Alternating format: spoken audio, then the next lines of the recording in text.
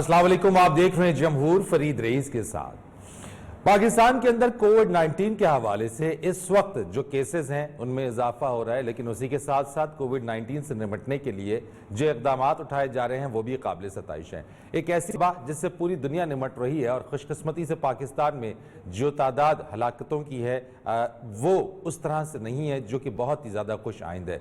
उसमें एक काविश हुकूमत की है तो दूसरी तरफ एक इदारा जिसे NDMA या नेशनल डिजास्टर मैनेजमेंट अथॉरिटी कहते हैं। जब भी कोई कुदरती आफत या इस तरह की कोई भी आफत होती है तो NDMA का किरदार सफ़े अव्वल का होता है और तमाम तर कोशिश होती है नेशनल डिजास्टर मैनेजमेंट अथॉरिटी की, चाहे वो सैलाब से मुतासरा इलाके हों या फिर इसी तरह की कोई और आफत। NDMA इस सारी सूरत हाल में पेश रहता है। अब तक NDMA का जो किरदार है वो भी हमारे सामने है, लेकिन इन डेप्थ इस वक्त क्या सूरत हाल है, सूबों के साथ कोऑर्डिनेशन, इक्विपमेंट्स की फरामी, लोकल मैन्युफैक्चरिंग के हवाले से हमारी जो अपनी खुद की सलाहियत और इसी के साथ साथ बैरूनी मुल्क से या बैरूनी दुनिया से हमें कहां से इमदाद की मद में क्या क्या कुछ मौसूल है और NDMA उसको किस तरीके से आगे पहुंचा रहा है, इस सब पर आज बात करेंगे और जानने की कोशिश करेंगे। हमारे साथ मौजूद है chairman NDMA lieutenant general Mohammad Afzal साहब। अस्सलाम वालेकुम सर। अस्सलाम वालेकुम जी सर, सबसे पहले बहुत शुक्रिया कि आपने वक्त दिया हमें। ये मुझे सबसे पहले बताइएगा कि जब ये कोविड-19 आया और यहाँ पे पाकिस्तान में जब इसके असरात पहुँचना शुरू हुए तो किस तरह का चैलेंज था उस वक्त NDMA के लिए बिलखुसूस इससे निपटने के हवाले से? फरीद, मैं आपको एक बात बताऊं कि मैं पिछले चंद हफ्तों से जो प्रोग्राम कर रहा था मैं उसमें दो कोविड के अलावा चीज़ें जो हैं उनका मैं मेंशन नहीं करता रहा। NDMA जो है इस वक्त 3 मुख्तलिफ जो आने वाले या मौजूदा हमारे डिज़ास्टर्स हैं उनके ऊपर काम कर रहा है, जिसमें कोविड-19 है, टिड्डी दल जो है अभी तक तो इंडिजिनस टिड्डी दल ने हमला किया है, वो इतना सिग्निफिकेंट नहीं है, लेकिन हम लाखों और अरबों टिड्डी दल ईरान और मस्कत से जो है उनको जून के दूसरे हफ्ते में पाकिस्तान के अंदर एक्सपेक्ट कर रहे हैं और हमने अपनी तकरीबी पेशबंदी जो है उसमें भी मुकम्मल कर लिया है। और मैं आपको ये भी बता दूं कि हम फ्लड का जो प्लान है हमारा इंशाअल्लाह वो 10 जून तक हम वो भी लॉन्च कर देंगे। तो मैं सिर्फ आपको ये बता दूं कि NDMA इस वक्त पैरेलल 3 मुख्तलिफ नौइयत की चीज़ों को संभालने की कोशिश कर रहा है और अल्लाह के फजल करम से, कौम की दुआओं से मुझे काफ़ी इत्मीनान है कि हम इन तीनों चीज़ों का मुकाबला करने के लिए और मुकाबला कर रहे हैं और मुकाबला करने के लिए तैयार हैं। जहाँ तक चैलेंज का तल्लुक है तो मैं आपको ये बताऊं कि मार्च के महीने में पाकिस्तान वो मुल्क था जहाँ पे ये नॉर्मल जो मास्क है ये मिलना मुहाल हुआ था। कीमत 60 से 100 रुपये के दरमियान घूम रही थी और जो है जब NDMA को 13 मार्च को नेशनल सिक्योरिटी काउंसिल में ये काम दिया गया, 14 तारीख को जब हम अपने काम पे लगे तो N95 या PPEs तो दूर और बहुत दूर की बात, हमें उस वक़्त ये नॉर्मल मास्क जो है ये मिलना मुहाल हुआ था और बहुत मुश्किलात के बाद जो है हम 27-28 को कुछ मास्क और कुछ चीज़ें ऐसी इकट्ठी कर सके कि जो हम 5 तक हमारे जो उस वक्त के फ्रंटलाइन डॉक्टर्स थे उनको कुछ सामान भेज सके, जो कि ऐसे था जैसे गर्म रेत पे पानी फेंके तो बिल्कुल गायब हो जाता है। राइट, इस तरह के एनवायरनमेंट थे जिसके अंदर हमने काम शुरू किया। मैं आपको ये भी बता दूं कि उस वक्त 14 मार्च को हमारे पास 14 लेबॉर्ट्रीज थी जो तकरीबन लगभग 1000 से थोड़ा सा कम टेस्ट कर रही थी।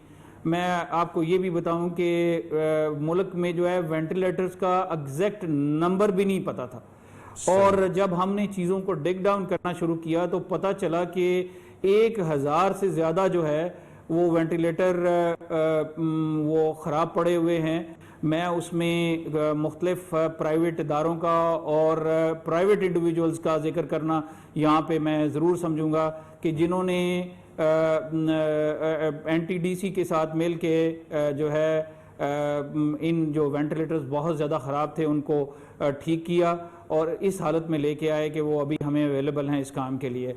ये तो वो सूरत हाल थी जिसके अंदर हमने काम शुरू किया और मैं सबसे बड़ी बात ये थी कि उस वक्त पैनिक का आलम था। किसी को कुछ समझ नहीं आ रही थी कि क्या होने वाला है। अल्हम्दुलिल्लाह एनडीएमए ने अप्रैल और मार्च के महीने में जो काम किया, आज वो काम हमें पे कर रहा है। मैं आपको इतना बता दूं कि इस वक्त जो है हम छठी जो ट्रांश है हमारे डॉक्टर्स को वो भिजवा चुके हैं स्वाय सिंध के, वो भी आज रात को चली जाएगी इंशाल्लाह।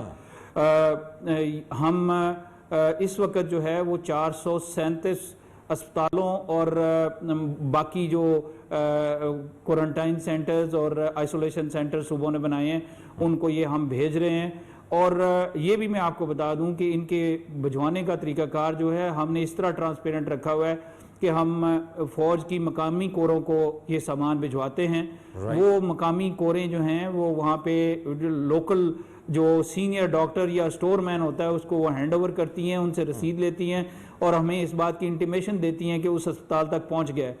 लेकिन इसके ओवर एंड अबव हमने ये किया था कि मुझे कंप्लेंट मिलते रहते थे इंडिविजुअल डॉक्टर्स की तरफ से, तो हमने एक यूनिवर्सल एक्सेस नंबर खोला था 111157157।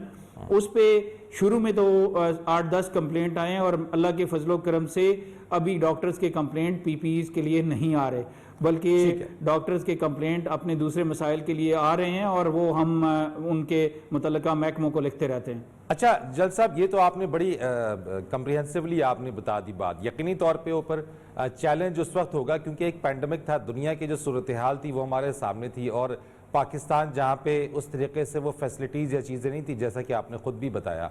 तो इस वक्त जिन मसाइल का सामना है, क्योंकि फ्रंट लाइन के ऊपर डॉक्टर्स हैं, पीपीईज बड़ा इंपॉर्टेंट है, मास्क वगैरह, मैं आपसे कुछ देर बाद आऊँगा आगे और मजीद बात करूँगा।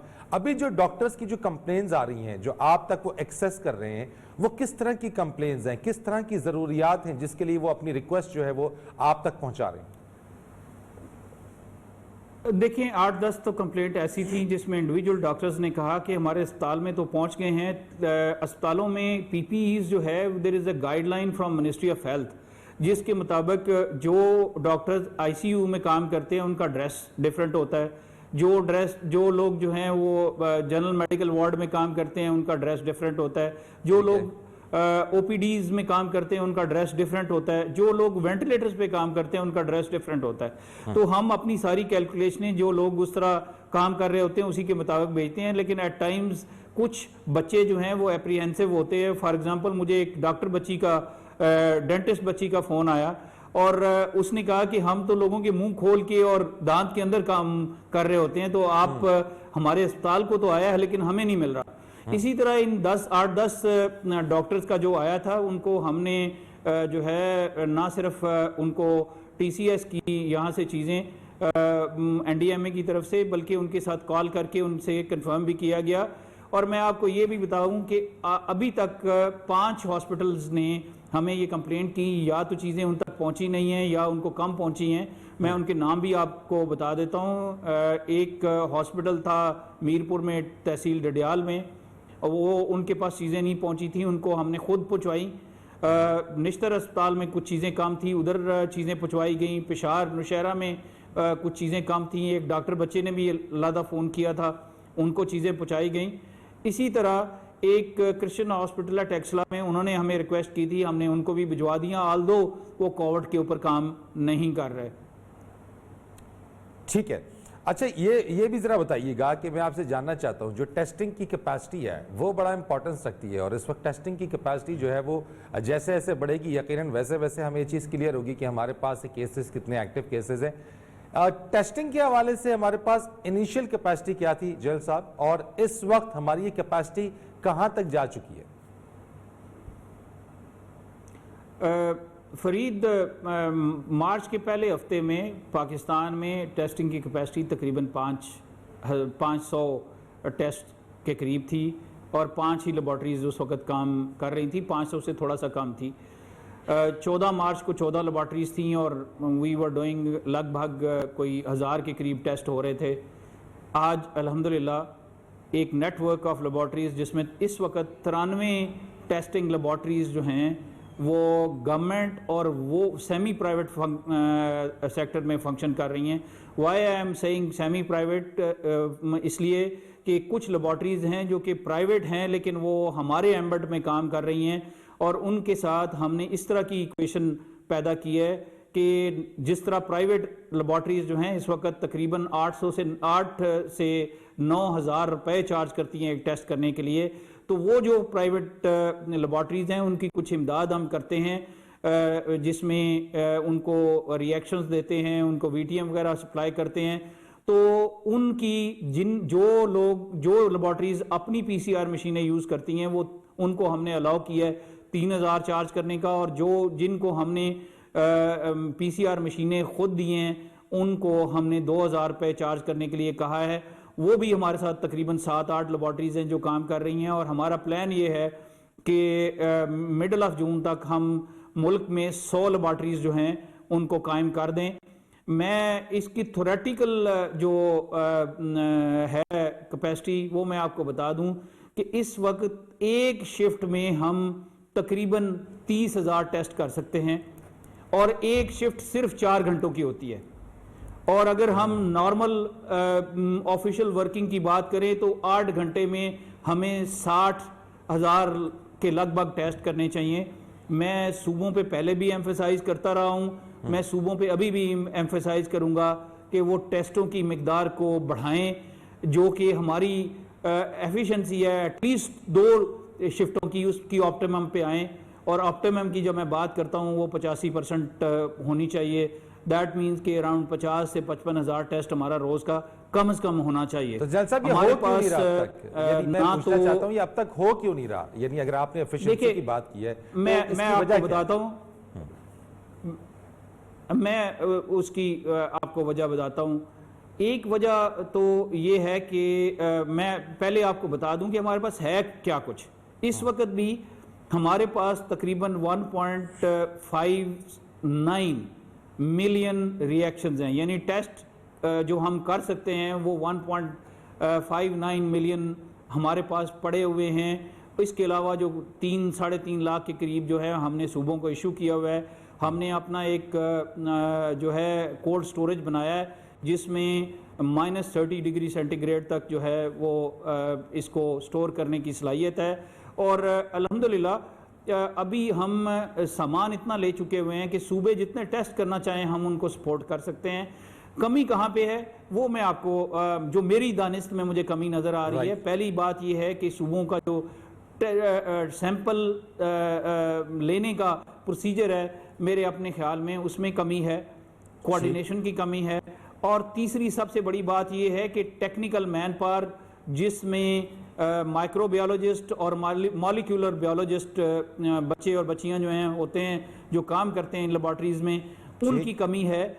मैं आपको ये भी बता दूं कि एनडीएमए ने अपने तई एक इश्तिहार दे के 1300 बच्चों को शॉर्ट लिस्ट किया। उनके इंटरव्यू करने के बाद 138 एक और 62 एक बच्चे जो हैं वो शॉर्ट लिस्ट करके रखे हुए हैं। मिनिस्ट्री ऑफ हेल्थ को बता दिया गया है, सूबों को बता दिया गया है कि ये बच्चे अवेलेबल हैं। इनका कॉन्ट्रैक्ट एनडीएमए 1 साल के लिए कर देगा। इनको आप अपने निज़ाम में समो लें ताकि आपकी कैपेसिटी बढ़ सके। कल मैं कोयटा में था, उनको भी मैं बता के आया हूँ कि जो आपकी ज़रूरत है हमें बताएं, हम बच्चे और बच्चियाँ आपको भिजवाते हैं जो आपकी टेस्टिंग की कैपेसिटी को आगे कर सकते हैं। दूसरी प्रॉब्लम ये है कि सैंपल की कलेक्शन का जो प्रोसीजर है उसके ऊपर एक अग्रेसिव अप्रोच होनी चाहिए जो कि मेरे अपने ख्याल में इस वक्त तक फॉलो नहीं हो रही। इस वक्त तक जो रैंडम सैम्पलिंग का है वो भी नहीं हो रहा। और प्रॉबेबली इस वक्त जो हम लोग ज़्यादातर कर रहे हैं वो मुल्क के जो हॉट स्पॉट्स हैं, जीटी रोड का एरिया है, बड़े शहर हैं कराची और पेशावर, उन एरियाज़ के ऊपर ज़्यादा कॉन्सेंट्रेट किया हुआ है। लेकिन एक लिहाज से इनके जो नंबर्स आ रहे हैं वो एक हायर साइड पे आपको नंबर्स बताते हैं। कुछ सैंपल जो हैं पिछले दिनों बखर लिया वगैरह में किए गए और वहाँ पे जो है वो नेगेटिविटी बहुत कम थी। इसी तरह बलूचिस्तान के 12-15 ज़िले ऐसे हैं जहाँ पे इस वक्त कोई कोरोना का वो नहीं है। तो मैं कल जो है चीफ मिनिस्टर बलूचिस्तान से भी ये मैंने बात की कि हमें उन ज़िलों को प्रिजर्व करना होगा क्योंकि अगर सेकंड स्पाइक कभी आई तो अनफॉर्चुनेटली उन ज़िलों में लोगों की इम्यूनिटी नहीं डेवलप हुई होगी तो उनमें ज़्यादा चांसेस होंगे। तो अभी से हम उसके ऊपर भी प्लानिंग कर रहे हैं सूबों के साथ मिलकर।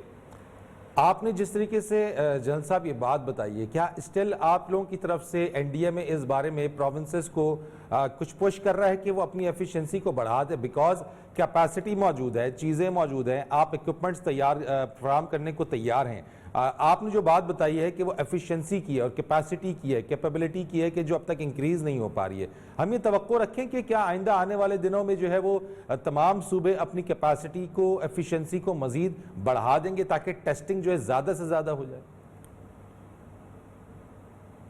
फरीद, मैं थोड़ा सा ज़ोरदार आदमी हूँ, तो मैं ज़रा डिफरेंट स्टाइल से बात करता हूँ। पहले तो मुझे ये शाबाश देने दीजिए सूबों को और पूरे निज़ाम को कि कहाँ वो 500 टेस्ट 2 महीने पहले हो रहे थे और आज आपको पता है 16,500 टेस्ट हुए हैं। जी बिल्कुल, इसीलिए केसेस भी आ रहे हैं, केसेस भी इसीलिए आ रहे हैं। दैट्स बिल्कुल अच्छी बात है, ये बिल्कुल अप्रिशिएट करने वाली बात है। That's what I am saying ji.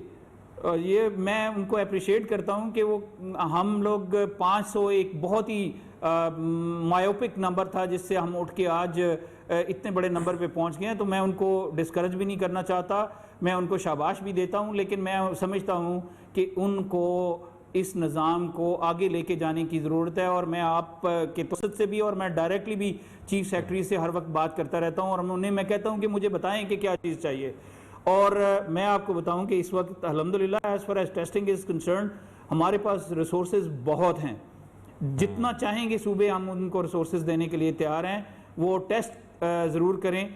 Naturally मैं आपको एक और बात बताना चाहूँगा कि टेस्ट एक ख़ास पॉलिसी एम्बेड के दरमियान के अंदर होंगे और वो पॉलिसी एम्बेड जो है वो मिनिस्ट्री ऑफ हेल्थ जारी करती है कि टेस्टों को कैसे करना है, सैंपल कैसे लेने हैं, किन इलाकों में सैंपल लेने हैं और किन लोगों के सैंपल लेने हैं। वो डिक्टेशन जो है वो हेल्थ मिनिस्ट्रीज डिसाइड करती हैं। वो अगर इसको रैंडम सैम्पलिंग में जाएंगे, जगह जगह सैम्पलिंग में जाएंगे, तो हम उसके लिए भी तैयार हैं। जल साहब, आपने एक बात अभी इस वक्त कही है कि सेकंड स्पाइक की, मेरे दिमाग में ये बात क्लिक कर गई है बड़ी और हिट कर रही थी जितनी देर आप मुझे ये जवाब दे रहे थे कि मैं आपसे इस बारे में पूछूं। तो क्या इस कोविड-19 की ऐसी प्रॉपर्टीज हैं कि खुदा ना खास्ता ये दोबारा सेकंड स्कीम नहीं, मैं फरीद, मेरा ख्याल है कि ये नेशनल लेवल का प्रोग्राम है, मैं किसी को स्केयर नहीं करना चाहता हूँ। मैं एक पॉसिबिलिटी की बात की थी और मेरा ख्याल है कि इसके ऊपर हमें अभी बहुत ज़्यादा बात नहीं करनी चाहिए क्योंकि इसके बारे में किसी को ज़्यादा इल्म नहीं है और मैं तो बिल्कुल ही मेडिकल के मामले में मैं बहुत जो है वो ज़्यादा नॉलेज नहीं रखता। ठीक, बिल्कुल ठीक। चेयरमैन एनडीए में लेफ्टिनेंट जनरल मोहम्मद अफजल साहब से गुफ्तगू के सिलसिले को जारी रखेंगे। एक कमर्शियल ब्रेक लेते हैं, ब्रेक के बाद आएंगे तो इसी मौजू के ऊपर जो इकदाम उठाए जा रहे हैं उन पर मजीद बात करेंगे। हमारे साथ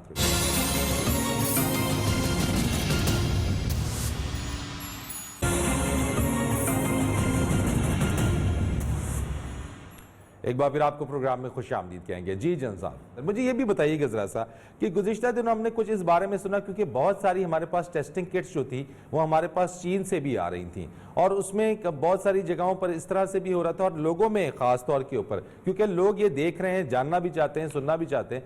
अव्वल तो ये कि बहुत सारे लोग इस बारे में ये कहते हैं कि जी क्या किसी ने कोरोना देखा, क्योंकि कोई ऐसी चीज़ हमें तो नज़र नहीं आती है तो इससे डरना नहीं है और कोई ज़रूरत नहीं है एहतियात करने की। दूसरी चीज़ ये कि जो टेस्टिंग अगर हो भी रही है तो बहुत सारे लोगों की शिकायत आई है कि अगर उन्होंने एक जगह से टेस्ट कराया, रिजल्ट पॉजिटिव आया, बाद में कराया नेगेटिव आया या फिर वाइस वर्सा। तो जनरल साहब ये क्या केस है? क्या वाकई टेस्टिंग के अंदर भी कोई इश्यूज आ रहे हैं उसके रिजल्ट? नहीं, देखिए, जहाँ तक जो मशीन की कैपेसिटी है या जो केमिकल की कैपेसिटी है उस that is influenced by number of factors. Machine को जो रिज़ल्ट्स हैं उनको जब वो कंप्यूटर पे रिज़ल्ट आते हैं तो वो रिज़ल्ट ऐसे नहीं है कि वो ब्लैक एंड वाइट में रिज़ल्ट आ जाएं। एक माहिर आदमी को उसके ऊपर बैठ के उनको इंटरप्रेट करना होता है। तो ये तो पहली बात है, नंबर 1। नंबर 2 ये है कि जो इस वक्त मुख्तलिफ चीज़ें हैं जिसमें टेस्टिंग रिएक्शंस हैं, जिनको टेस्टिंग किट कहा जाता है अमूमी तौर पे, जिसमें VTMs हैं, जिसमें स्वैब हैं, इसके अलावा इसको जो प्रोसेस है जिसको एक्सट्रैक्शन का प्रोसेस कहते हैं कि जो वायरस है उसके बाहर वाली लेयर को छोड़ के जो बेसिकली किसी और मटेरियल की होती है उसका सेंटर जो है उसको निकाला जाता है और उसको देखा जाता है। ये सारे प्रोसेसेस जो हैं ये ह्यूमन इंटरफेस को एक्सपोज्ड है। मिसाल के तौर पे जो टेस्टिंग किट्स हैं उनकी स्टोरेज की जो हमने गाइडलाइंस दी हुई हैं वो -20 डिग्री सेंटीग्रेड की हैं। इस वक्त भी मैं आपको बताऊं कि NDMA की जो अपनी किट्स हैं उनमें से तकरीबन 9 लाख के करीब लगभग जो है वो हमारे अपने स्टोर में हैं और वो उसके लिए हमने -30 डिग्री सेंटीग्रेड का बंदोबस्त किया हुआ है। मैंने 4 और रीफर जो हैं वो लिए हैं क्योंकि इस वक्त भी हमारे कोई 2 लाख के करीब रिएक्शंस जो हैं वो WHO की वेयर हाउस में हैं और तकरीबन 1.5 लाख के करीब जो है NIH के वेयर हाउस में और इसी तरह फ़ौज के वेयर हाउस में तकरीबन 1,10,000 के करीब पड़े हुए थे। उनको इंशाल्लाह जब ये हमारे रीफर्स आज फिट हो जाएंगे तो उनको हम अपने ही सिस्टम में ला के रख लेंगे। जो कि रीफर्स हमारे अभी आए हैं वो -70 डिग्री सेंटीग्रेड तक स्टोर कर सकते हैं। ठीक, मैं आपको ये भी बता दूं कि हमने जो निज़ाम मैं इस पे ज़रा किट्स के ऊपर मैं आपको थोड़ा सा ब्रीफ कर दूं। किट्स में जो रिजल्ट्स की डायकोटमी आती है बेसिकली जो जितने ये फैक्टर्स हैं उनमें से अगर कोई एक फैक्टर भी इसकी कमी बेशी कर देगा तो ये किट ये रिजल्ट जो हैं ये गलत होने के चांसेस होते हैं। और अगर परसेंटेज ऑफ होता ये है कि हमारे यहाँ 1 या 2 रिजल्ट गलत होते हैं तो पूरा पाकिस्तान बोलना शुरू हो जाता है। सही। मैं आपको बताऊं कि इस वक्त भी तकरीबन 4 लाख से ऊपर हो चुके हैं तो अब ऑलमोस्ट 4.5 लाख अगर टेस्ट हुए हैं तो उसमें से अगर 2 या 3 हज़ार भी अगर गलत हो गए हों तो that is even less than 1% of the test. ठीक है जैद साहब, एक बड़ी आम बात, एक और बात जो मैं जानना चाहता हूं और लोग हमसे भी सवाल करते हैं और आज बड़ा चूंकि ये मौका है आपने अपने बिजी स्केड्यूल से ये सारा टाइम निकाला तो मैं इसे अपॉर्चुनिटी जानते हुए ये पूछना चाहता हूं कि मकामी सतह पे, क्योंकि वो कहते हैं हर क्राइसिस के अंदर अपॉर्चुनिटी भी होती है और हमें लगता है और ये महसूस होता है, हम देख भी रहे हैं इस चीज़ के अंदर कि पाकिस्तान में मकामी सतह पर भी मेडिकल जो इक्विपमेंट्स है उनकी तैयारी, इस चीज़ के ऊपर एक मास्क का बड़ा था जिसमें इब्तिदा में आपने बात की है, क्योंकि जो N95 मास्क है वो दरअसल एक ऐसा था जैसे कि एक अनार और 100 बीमार वाली बात थी कि जनाब अगर किसी को मिल गया तो बड़ा खुश नसीब है वो। मैं आपसे पूछना चाहता हूं कि मकामी सतह पे हमारी लोकल मैन्युफैक्चरिंग के अंदर वेंटिलेटर्स, जो पर्सनल प्रोटेक्टिव इक्विपमेंट्स हैं, टेस्टिंग किट्स हैं, सैनिटाइजर्स हैं, ग्लव्स हैं, ये तमाम चीज़ें कितनी यहाँ पे मैन्युफैक्चर हो रही हैं और हम कितना इसमें खुद कफील हो गए हैं अब तक, और N95 मास्क की जो प्राइस वगैरह है वो अब मकामी सतह पर अगर बनने के बाद वो कितनी चली गई है, जरा ये मुझे बताइएगा।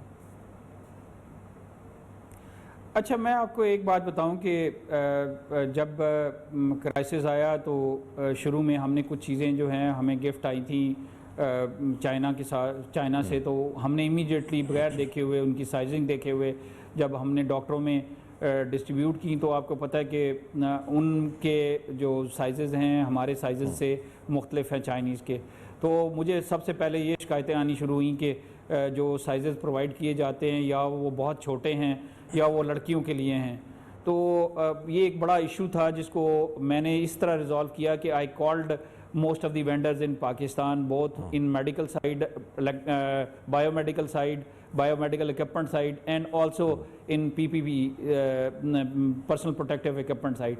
तो मैंने उन्हें रिक्वेस्ट किया था कि आप सारे जो हैं इसको बनाना शुरू करें।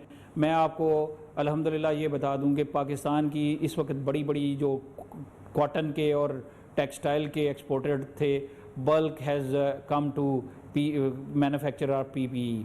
इस वक्त पाकिस्तान में तकरीबन महीने के 234 टन PPEs प्रोड्यूस हो रही हैं। मैं आपको ये भी बता दूं कि 20 अप्रैल के बाद से सवाए डोनेशन के हम बाहर से PPE का कोई आइटम नहीं मंगा रहे बशमूल N95। मैं आपको ये भी बता दूं कि N95 ना सिर्फ मकामी तौर पे तैयार किया जा रहा है, इस वक्त प्राइवेट सेक्टर में 4 फैक्ट्रीज़ का बना रही हैं इसको। डेस्टो एक इदारा है दफाई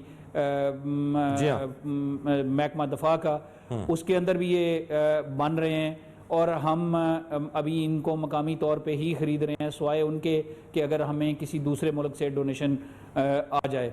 मैं आपको ये भी बता दूं कि जो शुरू में हमें N95 की कीमत मिलती रही है वो 2,500 तक भी गई थी, फिर जी हाँ, बहुत हाई चली गई थी। 1000 के करीब आके स्टेबलाइज, जी हाँ, 1000 के करीब आके स्टेबलाइज हो गई थी। लेकिन मैं आपको, you will be very happy कि ये प्राइस जो है अभी 3 और 3.5 के दरमियान है, 100 के दरमियान है।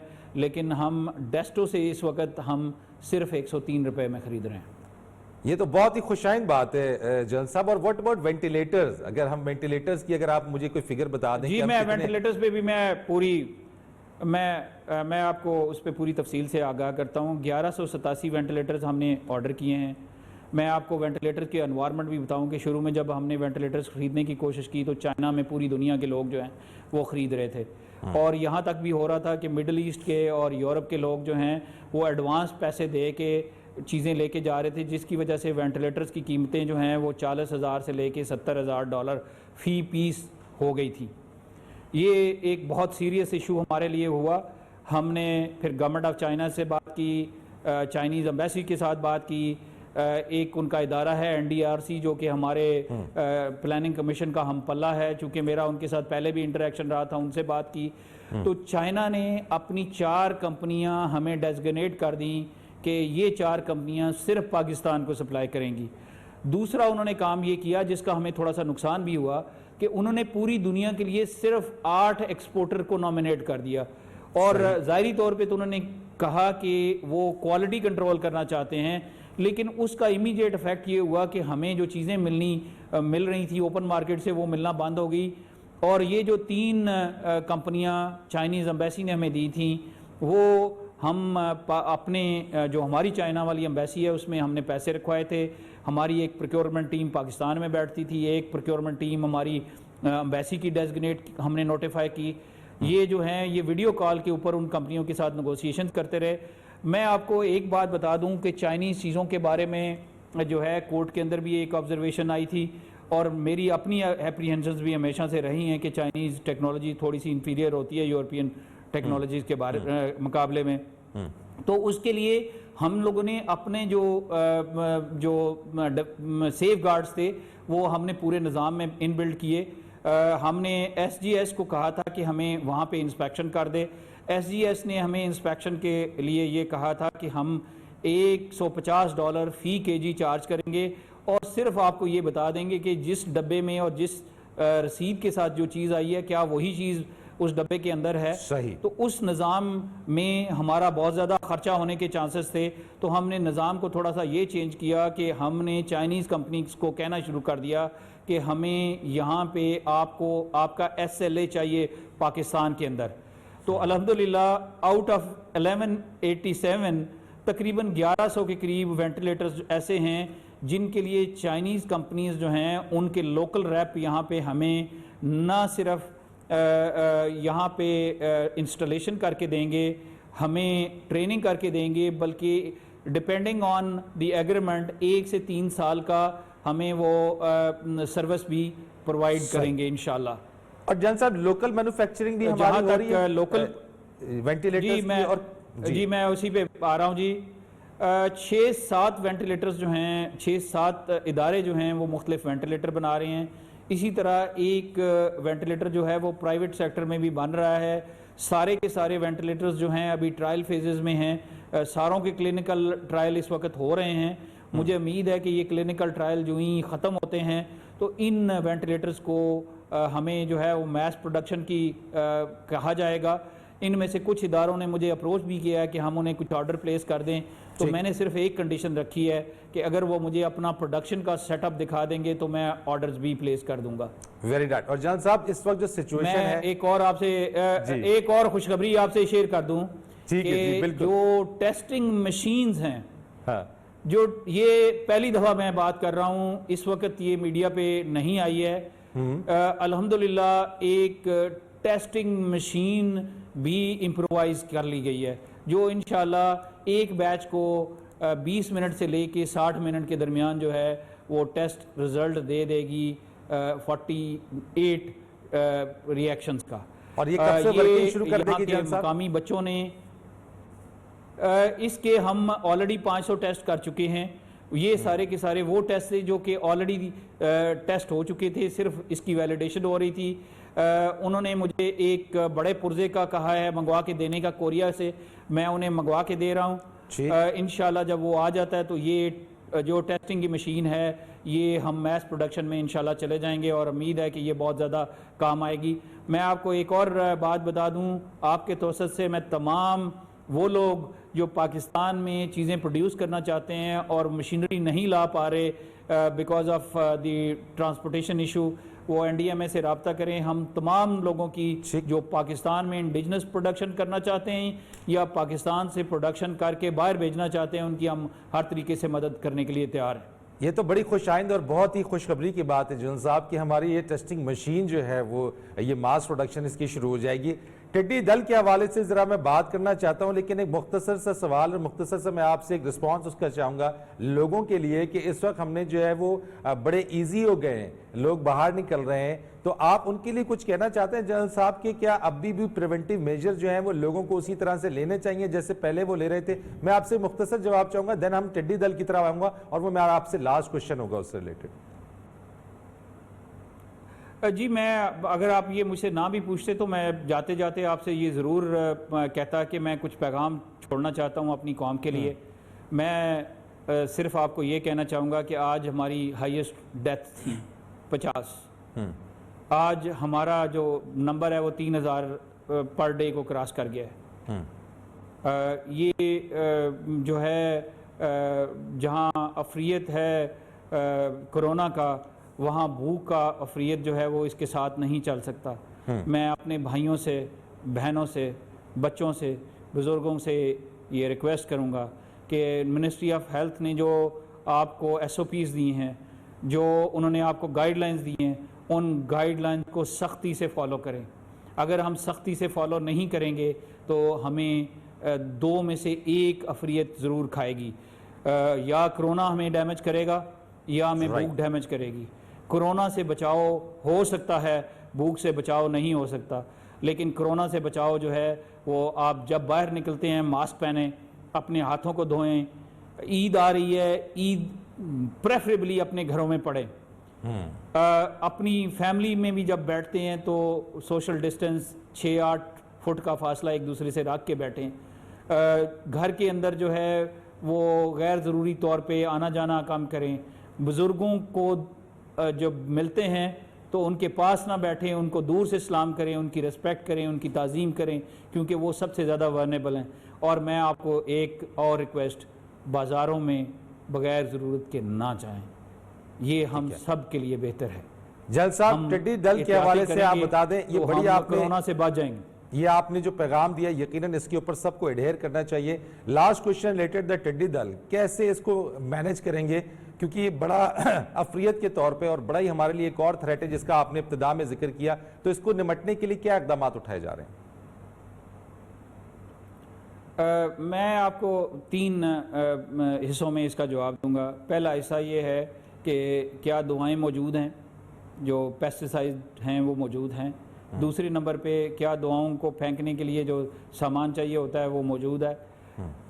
क्या हमारे पास हवाई जहाज़ जो कि 1992 में 20 थे जो बिल्कुल ख़त्म हो गए थे पिछले साल तक, क्या उसके लिए कोई बंदोबस्त कर लिया गया है? तो मैं आपको एक बात बताऊं कि इस वक्त पेस्टिसाइड अल्हम्दुलिल्लाह इतनी बड़ी मकदार में हमारे पास मौजूद हैं कि हम आने वाले 6 महीने के लिए सफिशेंट है। इसके अंदर 3 लाख लीटर मेलाथियन जो है हमें चाइनीज़ गवर्नमेंट की तरफ से गिफ्ट आया था। इसी तरह लैम्डा 50,000 लीटर का उधर से गिफ्ट आया था। हम 1 लाख लीटर मेलाथियन लैम्डा और 1,75,000 मेलाथियन जो है वो ख़रीद के रख चुके हुए हैं। हमारे रिज़र्व्स जो हैं वो कायम हैं, सूबों को हम ऑलरेडी दे चुके हुए हैं। तीसरी चीज़ ये है कि हमें 50 किटें जो हैं स्प्रे की वो चाइना से मिल गई हुई हैं। हमारे पास पुरानी 30 किटें मौजूद थी, उनको फुली यूटिलाइज़ किया जा रहा है। मैं यहाँ पे एक और ख़ुशी की खबर आपसे ये शेयर कर दूँ कि यहाँ पे लोकल मकामी तौर पे हमने 2 वेंडर से बात की थी। एक वेंडर ने जो है वो हमें देने शुरू किए हैं स्प्रेयर, जो कि बहुत अच्छे तो नहीं हैं लेकिन वो उनके रिज़ल्ट जो हैं वो 75-80% के करीब हैं। ना होने से होना बहुत बेहतर है। एक और वेंडर है जो कि कराची बेस्ड है, वो बोइंग के लिए पुर्जे बनाते हैं। उन्होंने जो बनाया है वो जो यूरोप से मिल रहा है उस मॉडल से भी अच्छा है, उनको भी हमने ऑर्डर कर दिया हुआ है। और आपको ये पता होना चाहिए कि इस वक्त 83 किट्स का हमने ऑर्डर किया हुआ है लंदन में, जो जून के आखिरी हफ्ते में आएंगी। और इसी तरह जो इसको लोकस को देखने के लिए डिवाइसेस होते हैं उनके ऊपर भी हम काम कर रहे हैं। हमारी पूरी तैयारी है, इंशाल्लाह हम मायूस नहीं करेंगे। और मैं जहाज़ों के बारे में भी आपको बता दूं कि 5 फौज से हेलीकॉप्टर लेके तैयार कर लिए गए हैं। एक जहाज़ टर्की से C-130 में ले आया गया है और आज वो मुल्तान पहुंच चुका है। इसके अलावा DPP के 3 जहाज़ जिनमें पायलट्स नहीं थे, आज NDMA ने ये फैसला कर लिया है कि उन पायलट्स को हम 6 महीने के कॉन्ट्रैक्ट के ऊपर ले लेंगे और ईद के बाद वो अपनी ट्रेनिंग शुरू कर देंगे और जून के पहले हफ्ते में वो 3 जहाज़ भी हमें अवेलेबल हो जाएंगे। तो इसका मतलब ये है कि पाकिस्तान में अल्हम्दुलिल्लाह हमारे पास 9 जहाज़ मौजूद हैं। इसके अलावा किराए पे लेने के लिए और ख़रीदने के लिए जो है वो गवर्नमेंट ऑफ पाकिस्तान ने हमें हिदायत दे दी हुई है। हम उसके ऊपर उसको एक्सप्लोर करके उसको ट्रांसपेरेंट तरीके से मिनिस्ट्री ऑफ फूड सिक्योरिटी की हेल्प करेंगे ताकि वो उन जहाज़ों को खरीद सकें या किराए पे ले सकें। बहुत शुक्रिया आपका sir. Lieutenant general Mohammad Afzal, chairman NDMA, हमारे साथ आप मौजूद रहे और इतनी हमसे गुफ्तगू और तमाम चीज़ें शेयर की हैं। बहुत शुक्रिया आपका। इस उम्मीद के साथ कि नेशनल डिजास्टर मैनेजमेंट अथॉरिटी अपना किरदार अदा कर रही है, लेकिन दूसरी तरफ हमें अपना किरदार अदा करना होगा, हमें एहतियात करनी होगी, हमें ज़्यादा से ज़्यादा जो सोशल डिस्टेंसिंग है वो रखनी होगी और इस वबा को एहतियात से ही शिकस्त देना होगा। फरीद रईस को इजाज़त दीजिए। अल्लाह हाफिज़।